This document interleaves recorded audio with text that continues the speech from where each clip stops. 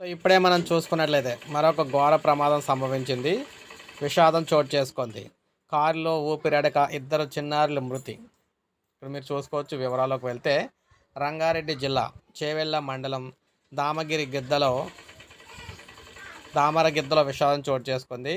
Car డోర్లు lock పడటంతో అందులో ఆడుకుంటున్న ఇద్దరు చిన్నారులు ఊపిరాడక మృతి చెందారు. బంధువుల వివాహానికి వచ్చిన అక్క చెల్లెలు పిల్లలు తన్మయశ్రీ, అభినయశ్రీ ఇంటి ముందు పార్క్ చేసి ఉన్న కారులోకి వెళ్ళారు. అయితే కారు డోర్లు లాక్ అవటం, అది ఇతరులు ఎవరు కూడా గమనించకపోవడంతో ఊపిరాడక ప్రాణాలు అయితే పోగొట్టుకున్నారు. చిన్నారులు ఎంతసేపటి కూడా కనిపించకపోవడంతో ఆందోళన చెందిన కుటుంబ సభ్యులు వారి కోసం వెతికారు. చివరకు కారులో అపస్మారక స్థితిలో ఉన్న పిల్లలను గుర్తించి వెంటనే ఆసుపత్రికి తరలించారు.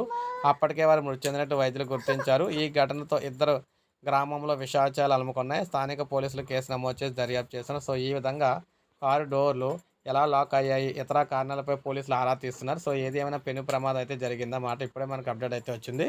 ఒక లైక్ చేయండి, అందరికీ సబ్స్క్రైబ్ చేసుకోవద్దు, మన ఛానల్ సబ్స్క్రైబ్ చేసుకోండి.